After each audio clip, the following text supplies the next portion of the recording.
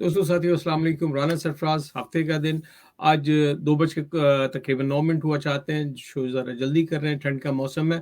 ज़्यादा देर बगैर हीटर में बैठा नहीं जाता ठंड में, और हम 2 मुख्तलिफ मकामात से लाइव आपके साथ जॉइन करते हैं। ये जो इद्दत का मामला है, इसके ऊपर लाहौर हाई कोर्ट की जजमेंट आई है, इसके ऊपर राय लेंगे, कुछ और बात भी करेंगे। मियां सुहेल शोएब साहब से लाहौर से दावत देते हैं और उन्हें सलाम कहते हैं। सर अस्सलाम वालेकुम। वालेकुम अस्सलाम वरहमतुल्लाहि वबरकातुहू। कैसे हैं सुहेल, आप ठीक है? जी जी, अच्छा अल्हम्दुलिल्लाह मैं ठीक ठाक। सुहेल, ये मामला जो है, लाहौर हाई कोर्ट ने जजमेंट दी है जिसके ऊपर रिक्वेस्ट की थी मैंने आपसे। ये क्या है, जरा थोड़ा सा ब्रीफ बताएं ना, क्या इशू बना, और इसमें कोई उस आदमी की जाती इंटेंशन थी कि वो बीवी को फंसाना चाहता था, और लाहौर हाई कोर्ट ने बहुत बड़ा रिलीफ दे दिया।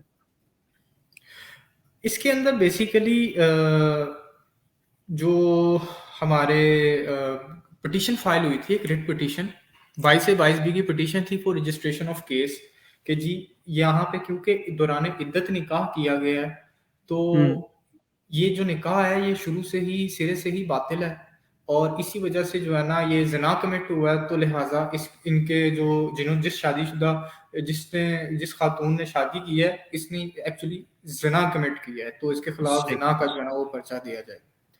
अब यही चीज़ जो है ना रिट पिटीशन फाइल हुई, और जो ऑनरेबल जज थे उन्होंने इसके ऊपर फैसला दिया। इन्होंने इसके अंदर बेसिकली कहा कि ये जो मैरिज है, ये सबसे पहली बात ये है कि ये मैरिज बातिल नहीं है, वॉइड नहीं है, वेरी ये गुड। इर्रेगुलर है ठीक है। और फासिद है, जो कि इद्दत पीरियड खत्म होने के बाद जो है ना वो बिल्कुल ओके हो जाएगी, ठीक हो जाएगी।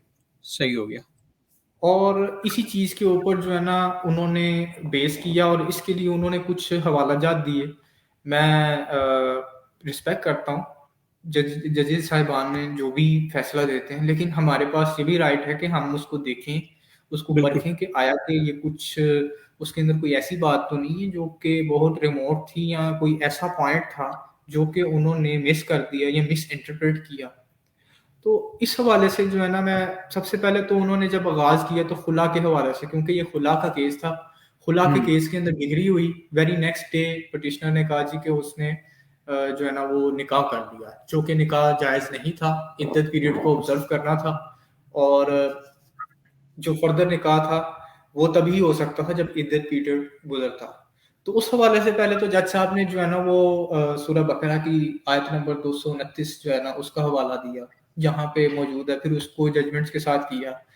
वो बात ओके है कि भी खुला जो खातून है वो खुला ले सकती है, लेकिन जब वो आए टाइप्स ऑफ मैरिजेस में, तो फिर उन्होंने कुछ बुक्स को कोट किया, जिसमें से एक फैजी है आउटलाइंस ऑफ मोहम्मदन लॉ, जिसके अंदर क्लासिफिकेशन ऑफ मैरिजेस को डिस्कस किया गया और बताया गया जी कि वाइड क्या है, सही मैरिज क्या है, वाइड बातिल मैरिज क्या है, इर्रेगुलर फासिद मैरिज क्या है। सही। तो इस हवाले से उन्होंने आउटलाइंस ऑफ मोहम्मदन लॉ में से एक जो है ना वो कोट किया, फ्रेज कोट किया, जिसके अंदर उन्होंने बताया कि फासिद मैरिजेस कौन सी होती हैं और बातिल मैरिजेस कौन सी होती हैं, और जो इर्रेगुलर मैरिजेस होंगी उसके हवाले से उन्होंने फैजी को कोट किया, और फैजी ने जो है कहा कि एक मैरिज जो जिसपे विटनेसेस नहीं होंगे वो इर्रेगुलर होगी।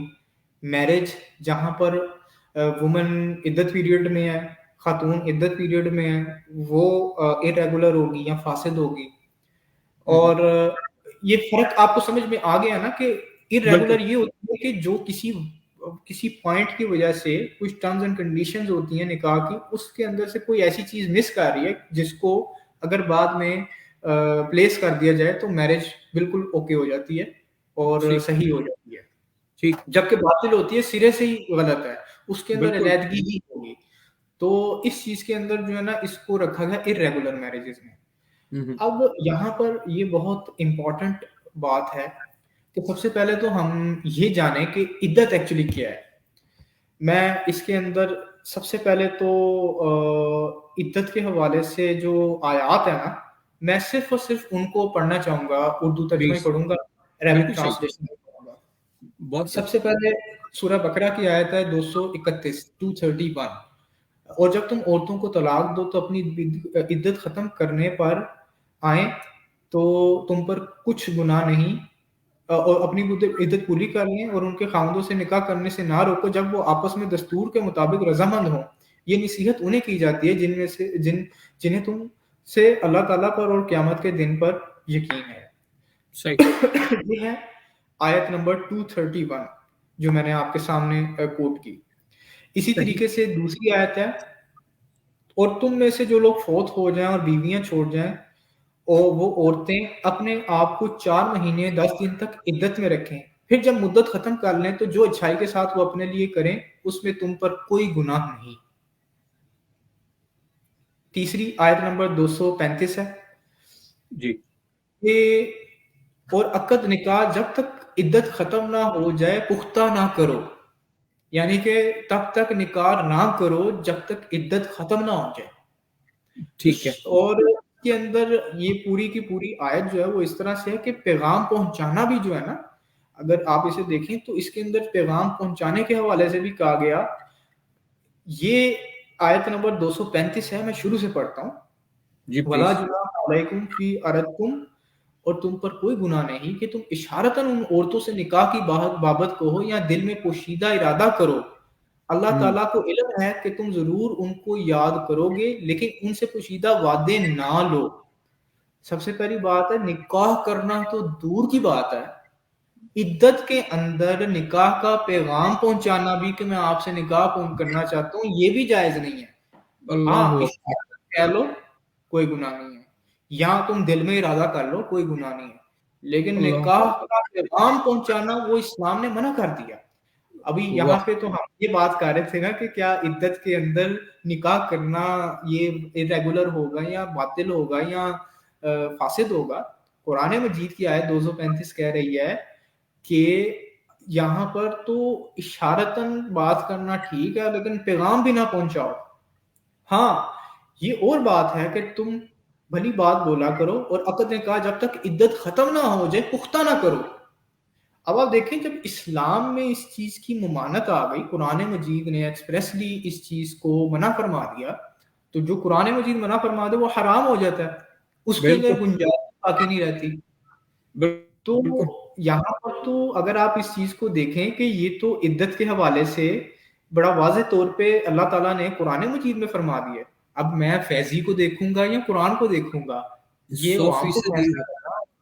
میرا خیال ہے کہ اس کے اندر آنریبل جج کو جہاں پر انہوں نے خلا کے حوالے سے آیت 229 پڑھی تھی، وہاں پر آیت 235 ہم یہاں پہ بھی ڈاؤٹ پڑھ دیتے ہیں لینی، کہ ہاں، کوئی عالم دین تو نہیں تھے یا عالم مفتی تو نہیں تھے، ہو بے سکتا ہے ان شک، کی آیت یہ نظر نہ ان کی نظر سے یہ آیت نہ گزری ہو، لیکن یہ آیت ایگزسٹ کر رہی ہے، موجود ہے۔ الحمدللہ، بالکل، بالکل صحیح، ٹھیک ہے، اسی طرح سے سورہ طلاق جو ہے وہ شروع پہلی آیت سے ہوتی ہے۔ نبی اپنی امت سے کہو جب تم اپنی بیویوں کو طلاق دینا چاہو تو ان کی عدت کے دنوں کے آغاز میں انہیں طلاق دو اور عدت کا حساب رکھو، اللہ تعالیٰ سے جو تمہارا پروردگار ہے ڈرتے رہو۔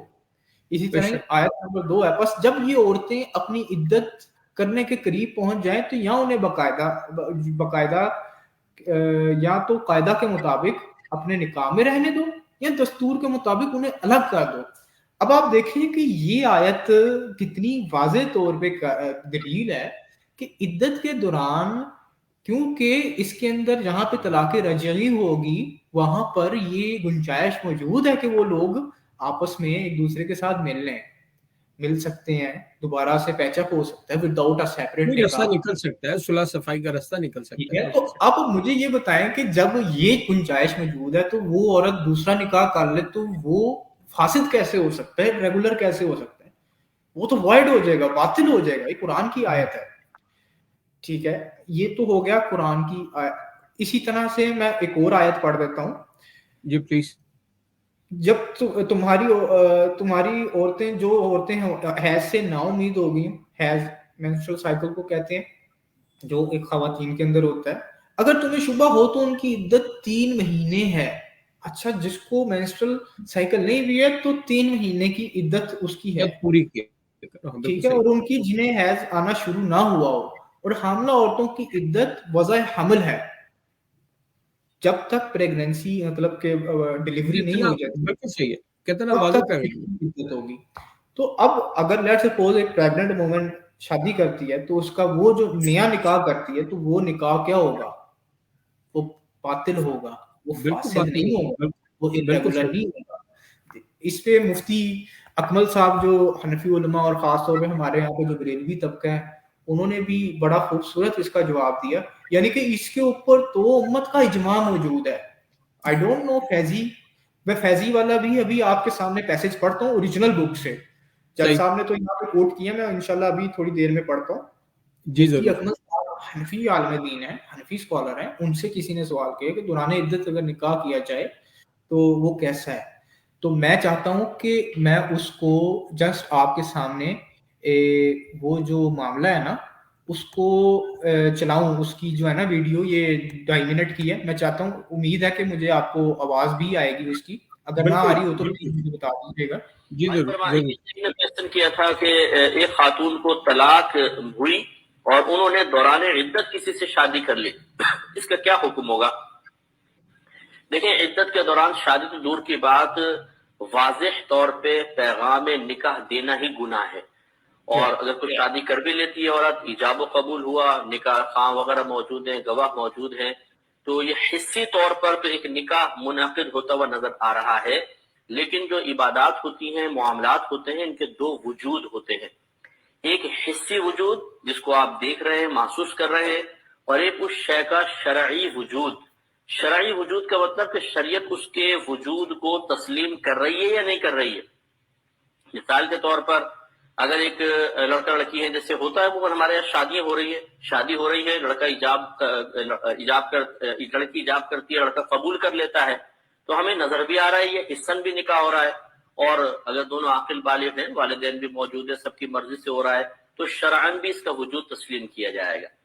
दूसरी सूरत देखें, कोई माज़अल्लाह सुम्मा माज़अल्लाह अपनी सगी बहन के साथ निकाह कर ले, तो चाहे वो इजाबो कबूल कर ले, दोनों आपस में गवाह भी मौजूद हैं, हिस्सन तो निकाह हो रहा है कि इजाबो कबूल सुना जा रहा है, हम देख रहे हैं कि लफ्ज बोल रहे हैं ये लोग, लेकिन क्या शरीयत इस निकाह के वजूद को तस्लीम करेगी? नहीं करेगी। चाहे इजाबो कबूल हो जाए, ये मियाँ बीवी नहीं बन सकते हैं, साथ नहीं रह सकते हैं। तो मालूम हुआ कि इबादात या मामलात जो होते हैं, इनके बसा औकात शरई वजूद अलहदा होते हैं, हिस्सी वजूद अलहदा होते हैं। चुनांचे इद्दत के अंदर अगर किसी औरत ने दो गवाहों की मौजूदगी में किसी शख्स के साथ इजाब कबूल कर लिया, हिस्सन वजूद तो पाया गया, इसका कोई इतना एतबार नहीं होता। असल है उसका शरई वजूद हुआ या नहीं हुआ। तो दौरान इद्दत निकाह नहीं हो सकता, इसका शरई वजूद नहीं हुआ। जब नहीं हुआ तो इन दोनों मर्द और औरत का साथ रहना बिल्कुल ऐसा है जैसे अजनबी मर्द और औरत एक घर में रहने लग जाए। कि किस तो राना साहब, ये मैंने हनफी स्कॉलर है मुफ्ती अकमल साहब, QTV में जी, भी इनका प्रोग्राम, हनफी है, हनफी जी, बरेलवी आवाज़ है से पहचान गया मैं, बिल्कुल। जी। अब दूसरा मैं जो है ना, एक ऑनलाइन फतवा है दारुल उलूम देवबंद का। देवबंद भी जी, हनफी हैं, अहनाफ में से हैं, क्योंकि हमारे यहाँ बिल्कुल। पे अक्सरियत अहनाफ की है, तो मैं इस वजह से यहाँ पर वो फतावा जात कोट कर रहा हूँ जो कि अहनाफ के हैं। अब उन्वान है दौरान इद्दत क्या निकाह बातिल है? ये सवाल नंबर 149632 ऑनलाइन फतवा दारुल उलूम देवबंद का था, जिसका जवाब सही। ये दिया गया, तलाक के बाद जब तक इद्दत ना गुजर जाए उस वक्त तक उस औरत का निकाह किसी और से करना जायज नहीं, ख्वाह तलाक देने से पहले शोहर और बीवी में तवील अरसे से मुलाकात की नौबत ना आई हो। इद्दत में किया गया निकाह शरन बातिल होता है, इसलिए बकर और हिंदा में तफरीक जरूरी है। बकर और हिंदा एक मतलब के ख्यालाती जो है ना, वो एक जी, टूल होता किरदार। है हाँ, एक जी, बनाते, लाइक एक्स एंड वाई। तो बिल्कुल, इस तरह बिल्कुल। समझ लें, तफरीक जरूरी है। अगर बकर से हिंदा का निकाह करना हो तो इद्दत के बाद किया जाएगा। आप देख रहे हैं कि अब मैंने बिल दो अहनाफ हनफी उलमा के भी फतावाजात आपके सामने रखे। मैंने कुरान जी, मजीद की वो 235 सूरह बकरा की पढ़ी, जिसके अंदर है कि जब तक इद्दत ना गुजरे निकाह ना करो। और अब मैं इसके अंदर आपको हजरत उमर रज़ियल्लाहु ताला अन्हु का फतवा भी बयान कर दूंगा, जी, वो कि अर्रवाउल गुलील सफ़ा हुँ, नंबर 2125 में एक अच्छा, रवायत है। हजरत उमर रज़ियल्लाहु ताला अन्हु ने कहा कि जी, जो औरत अपनी इद्दत में निकाह कर ले, उससे मर्द ने अभी हम बिस्तरी नहीं किया है, تو دونوں کو الگ کر دیا جائے گا. پھر عورت پہلے شوہر کی باقی عدت مکمل کرے گی اور چاہے تو دوسرا شوہر پیغام دینے والوں کی طرح پیغام دے سکتا ہے, اور اگر دوسرے مرد نے دخول کر لیا یعنی انٹرکورس ہو گیا ہے تو دونوں کو الگ کر دیا جائے گا.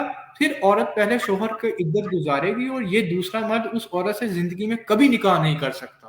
یہ حضرت عمر رضی اللہ تعالیٰ عنہ کا فتویٰ موجود ہے اور یہ صحیح سند کے ساتھ موجود ہے. تو اللہ بتانے کا اکبر, اللہ میں اکبر. بتانے کا مقصد یہ ہے کہ یہاں پر فاسد کی بات ہو رہی ہے, یہ تو بالکل باطل ہے, یہ وائڈ ہے. میں نے اس کے اندر دارالعلوم دیوبند کا فتویٰ دکھایا, مفتی اکمل صاحب کی میں نے آپ کو ریکارڈنگ دکھا دی, قرآن مجید کی آیت 235 کوٹ کی. ہم میں سے ماشاءاللہ ہر کسی کے گھر میں ترجمے والا قرآن مجید میں موجود ہے, وہ پڑھ سکتے ہیں. بالکل موجود ہے. اس کے اندر تو کسی کی کوئی دوسری رائے نہیں ہے. اب میں آتا ہوں اس پوائنٹ کی طرف جو فیضی کو کوٹ کیا گیا. جی اچھا, یہ بھی بڑا امپورٹنٹ ہے. میں نے آپ کو قرآن سے اور صحابہ کرام کے اقوال سے اور یہ کہ احناف کو جہاں جو فقہاء ہیں جو مفتیان ہیں ان کے اقوال بھی آپ کے سامنے رکھ دیے. بالکل اب آپ میں نے صحیح. وہ آؤٹ لائنز آف محمدن لا ہے, میں اس کا پیج نمبر 106 جہاں سے کلاسیفیکیشن آف میرجز شروع ہوتی ہے, ریلیونٹ پیج ہے 107. اچھا, میں اگر کہیں گے تو آپ کو اسکرین شاٹ اس کا سینڈ کر دوں گا, بٹ ایوری ون جو پڑھنے کا شوق رکھتے ہیں وہ لوگ اس کو آن لائن بھی پڑھ سکتے ہیں.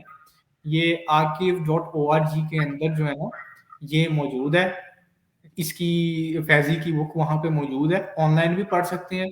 ہمارے یہاں جو ہائی کورٹ یا اس کے ارد گرد بک شاپس ہیں وہاں سے بھی مل جائے گی یہ بک, تو وہ پڑھ سکتے ہیں اس کو. بالکل اب صحیح ہے. یہاں پر سب سے پہلے تو فیضی صاحب جو ہیں وہ وائڈ میرج بتا رہے ہیں. اچھا, بڑی مزے کی بات ہے یہاں پہ, a marriage which has no legal result is termed batil or void. Its semblance of marriage without the reality, a marriage forbidden by rules of blood relationship, affinity or fosterage is void. The issue of such union is illegitimate and law knows no process whereby the union be legalized. Similarly, a marriage with the wife of another or remarriage with a divorced wife when the legal bar still exists is void. جہاں پر اب میں اس کو ترجمہ کرتا ہوں, marriage کسی دوسری کی بیوی کے ساتھ یا ایک ڈائیورسڈ وائف طلاق یافتہ بیوی کے ساتھ جبکہ لیگل بار یا قانونی شرعی بار جو ہے وہ ایگزسٹ کر رہا ہے, کوئی رکاوٹ ایگزسٹ کر رہی ہے, یہ باطل ہے. بالکل ایگری بات کہہ رہے ہیں. لیکن حیرانگی کی بات ہے جب وہ ارریگولر میرجز میں آتے ہیں تو یہ بات جج صاحب نے مطلب کوئی بالکل ٹھیک کوٹ کی ہے, فیضی کو بالکل ٹھیک کوٹ کی ہے. لیکن جب فیضی صاحب یہاں پہ آتے ہیں تو پھر وہ دوبارہ سے ارریگولر کی ایگزامپلس کے اندر جو کلوز کیوں کر پا رہے ہیں, a marriage with a woman undergoing idda, جو مجھے سمجھ میں آتی ہے کیونکہ فیضی صاحب نے اس کو اپنی بکس میں آؤٹ لائن آف محمدن لا اس کو کمپلیٹلی ایکسپلین نہیں کرتی. میرا خیال ہے یہ جو غیر رجی ہے نا جس کے اندر اب دوبارہ سے آپ نہیں مل سکتے, یہ میرا خیال ہے کہ اس کی بات کرنا چاہ رہے تھے. لیکن بہرحال اس کی کوٹیشن کے اندر کہیں پر بھی کوئی قرآن کا حدیث کا نیچے انہوں نے ہیڈ نوٹس بنائے ہوئے ہیں, اس کے اندر ایک حوالہ موجود نہیں ہے. ہاں کچھ ججمنٹس کا انہوں نے حوالہ دیا ہوا ہے, مگر جب ہم شریعت کی بات کرتے ہیں تو شریعت میں ججمنٹس تو آج کے دور کی بات ہے نا, میں جن کو کوٹ کر رہا ہوں حضرت عمر رضی اللہ تعالیٰ عنہ کے فتوے سے بڑی تو نہیں ہو سکتی ججمنٹ, اس سے بڑی بات نہیں ہو سکتی. بالکل صحیح بات نہیں ہو سکتی. تو بتانے کا مقصد یہ ہے کہ میں سمجھتا ہوں جو میرا اس ججمنٹ کے حوالے سے کنکلوڈنگ ریمارکس ہیں, اس کے اندر 2 پوائنٹس تھے. پہلا پوائنٹ تھا کہ کیا ایسی میرج جو دوران عدت تھی وہ باطل ہوگی یا فاسد ہوگی. تو میرا خیال ہے کہ جج صاحب کا یہ فیصلہ دینا کہ یہ فاسد ہوگی یہ غلط ہے, یہ باطل ہی ہوگی in the light of Quran and فتاوی ڈفرینٹ اسکالرس انکلوڈنگ صحابی رسول حضرت عمر رضی اللہ تعالیٰ عنہ. اور دوسری چیز زنا, ہاں اس حد تک ٹھیک ہے کہ اس کے اوپر زنا نہیں لگے گا, زنا کی جو ہے نا وہ اس کے اندر نہیں لگیں گے. دو اس کے اندر علماء کا اختلاف موجود ہے, لیکن اکثریت علماء جو ہیں وہ یہی کہتے ہیں کہ اس کے اوپر زنا نہیں لاگو ہوگی, حد لاگو نہیں ہو سکتی, فور دا ریزن کہ اس کے ہو سکتا ہے کہ انہوں نے واقعتاً اگر خاوند نے یا انہوں نے سمجھ کے جی کہ عدت گزر گئی ہے, اس کا بھی شبہ ہو سکتا ہے, یا یہ بھی ہو سکتا ہے کہ انہیں لگتا ہو کہ جی عدت آبزرو کرنا لازمی نہیں ہے, تو یہ اس وجہ سے جو ہے نا اس کے اوپر زنا کا البتہ نہیں لگتا, کیونکہ بہرحال نکاح تو انہوں نے کیا نا پراپر. ایسا تو نہیں ہے کہ وہ لوگ انٹرکورس جو ہے نا انہوں نے وداؤٹ اس کے کیا, لیکن بعض علماء جس فتاوی رشیدیہ کے اندر جو ہے نا, فتاوی راشدیہ سوری ناٹ رشیدیہ, فتاوی راشدیہ کے اندر بہرحال اس کے اوپر علماء نے لکھا کہ اس پہ حد لگے گی, لیکن مختلف حنفی احناف اس حوالے سے جو ہے نا, جس طرح قدوری ایک کتاب ہے, حنفی بک ہے, اس کے اندر بھی یہی چیز ہے کہ اس کے اوپر جو ہے نا وہ حد نہیں جاری کی جائے گی زنا کی. تو بیسیکلی یہ ہے my opinion about this judgment. اور اس حوالے سے جو میرے ذہن میں جو میں کمزور معلومات رکھتا ہوں اور میں یہ سمجھتا ہوں, اس حوالے سے آپ سمجھتے ہیں کہ خامد یا کوئی اور اس کو شریعہ کورٹ میں لے جا سکتا ہے یا اس کے اوپر اپیل دائر کر سکتا ہے, اس صورت میں کیا صورت نکلے گی؟ دیکھیں یہ تو اب they have to take a stance, Supreme Court جایا جا سکتا ہے اس ریٹ کے اگینسٹ, وہی اس کے سپریم کورٹ تو جایا جائے گا, اور میرا خیال ہے خاوند کو جانا بھی چاہیے. جو صورت سامنے نکل کے آ رہی ہے یہ ایک قسم کی کھلی دعوت ہے اس حوالے سے کہ جب تک یہ معاملہ حل نہیں ہو جاتا. اچھا مجھے یہ بتائیے, یہ جب تک کوئی واضح عدالت کی طرف سے احکامات نہیں آ جاتے, ان نئے جوڑے کا جو ہے باقی ساتھ رہنا عمل کس زمرے میں آ رہا ہے آپ کے پوائنٹ آف ویو سے؟ دیکھیں اس پہ تو میں تو کسی عالم, میں نے اس لیے آپ کو مفتیان کرام کی ہی واضح پکچر ہے. چلے میں آپ کا مسئلہ حل کروں کہ واضح پکچر نظر آ رہی ہے نا, تو اکمل صاحب کو کہا کہ کوئی چیز نہیں ہے جس طرح سٹرینجرز ہیں. اب ظاہر سی بات ہے کہ سٹرینجرز اگر رہ رہے ہیں اور وہ اس طرح کر رہے ہیں تو یہ کس کی زد میں آ رہے ہیں, گناہ کے زمرے میں آ رہے ہیں. تو اس میں واضح طور پہ یقیناً کورٹ, شریعہ کورٹ میں جانا چاہیے. ایسا ہی کیس یہاں آیا, اور یہاں پہ بھی کیا ہوا کہ ہم جو پروگرام کرتے ہیں لیگل ایکسپرٹ آن لائن, اس میں یہی اور ایک حلالے کا ذکر آیا, اور حلالے کا ذکر اس طرح آیا کہ حلالہ کیا اور ایک غلطی ہوگی, طلاق دے دی. طلاق دینے کے بعد فوراً احساس ہوا کہ یہ بہت زیادہ جذباتی فیصلہ ہو گیا, اور فٹافٹ حلالے کے لیے ایک دوسرے کو تیار کیا گیا, دوست کو, اور دوست نے اب نکاح کر کے گھر لے گیا, اور دوسرے دن یعنی کہ صبح 11 بجے اس نے بھی طلاق دی اور واپس بھجوا دیا.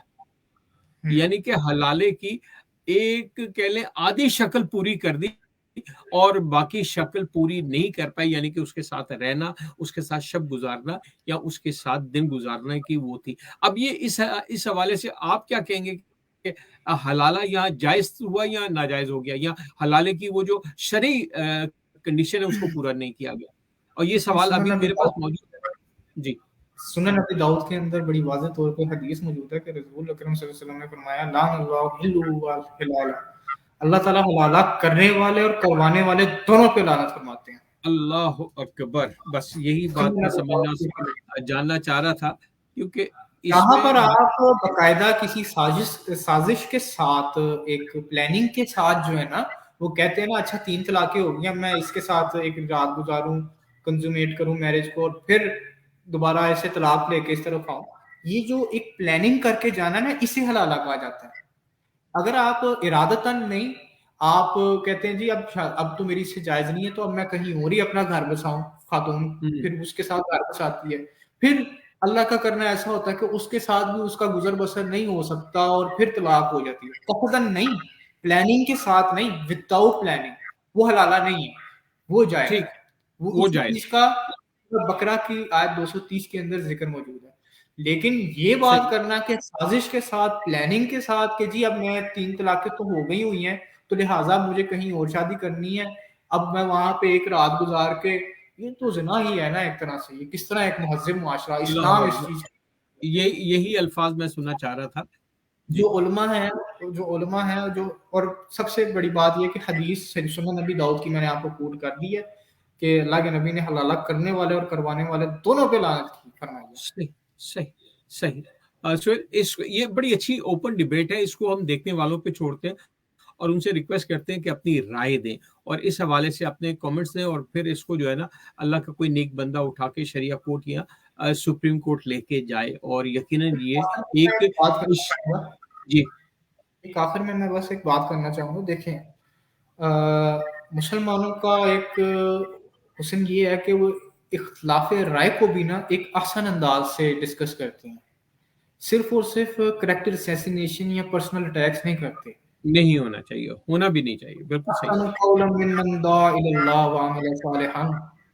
तुम में से कौन है जो अल्लाह की राह की तरफ लोगों को बुलाए अच्छे अंदाज से।